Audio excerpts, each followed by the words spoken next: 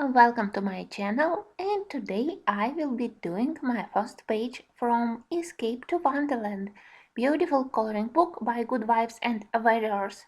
I received it a couple of months ago as a Christmas present, and this book it's second edition, so its paper it's slightly different from my other books from this series. I would say that paper here is probably a little bit more white and more smooth comparing to the paper which I have in Escape to Oz, Escape to Shakespeare's World or Escape to Christmas Past. So I really was very curious to try this paper, and as my first page I selected one of the spreads in the end of the book. For me, a selected page is more like a test, so I decided that I can be a little bit crazy with colors which I selected for the background. I will be using various watercolors, starting from quinacridone gold as the main color. I also will be adding splashes of a magenta rose, quinacridone violet, a violet, and even phthalo turquoise. I work on dry paper. I was afraid to ruin everything working wet on wet, but I work with my huge brush from Jackson Art, which is capable to take big amount of water and paint. For me, it's easier comparing to working on a wet paper.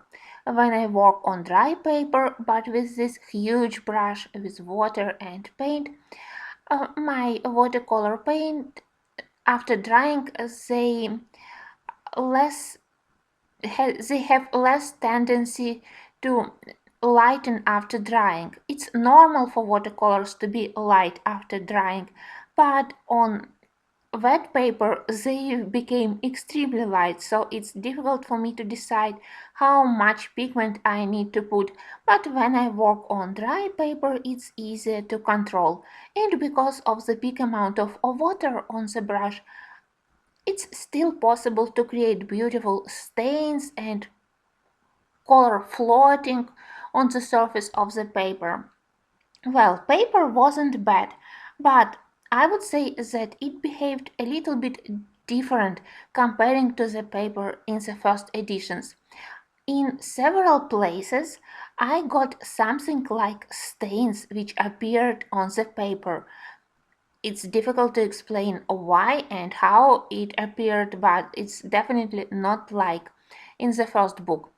It's not very bad, and I was perfectly capable to mask it with just one layer of pencil on top of the watercolor, but still, as I say, it's slightly different from paper in first edition. I work on the paper without preparing it with any gesso. I simply put protective piece of paper beneath my page. I didn't have any problems with bleeding through, so don't be afraid. The thickness of paper is enough to work with watercolors, so honestly I am happy, and those dots which appeared in couple of places, I will be able to work with this small problem. When I finished to do the background, I let paper to dry completely, and then I ironed it, because you know that I love to work with pencils on the paper which is perfectly flat. Of course, I was curious to test various pencils on this new paper, so probably in several next videos I will be doing pictures in this book with various pencil brands. If we look at this page properly, we can see a couple of challenges. First of all, because of the composition of the spread. The left side, especially the left bottom corner, is much more detailed and busy comparing to the right side of the spread, where we have only several animals and birds. And also, regarding colors, it's obvious that on the left we have a limited amount of colors, something beige for the color of the paper, black and red, that's all the colors we can use for the cards. Also on the right, the mouse and cat and rabbit, they will be brown, gray, and that's all. The duck in the center also gray, brown, black, and again very limited amount of colors, and only in the center we have very bright object, that parrot. So we need somehow to balance all these things in one spread.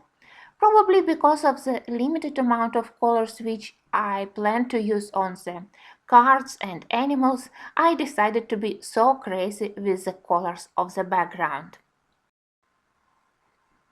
In this first part, I will be coloring cards and duck, and in the second part, I will finish to do rabbit, mouse, frog, parrot.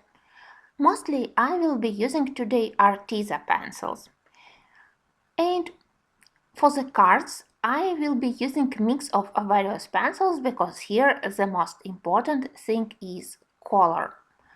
If you need to color something like old paper, then you will need various shades of warm gray or beige colors, and that's what I was searching through my pencil brands.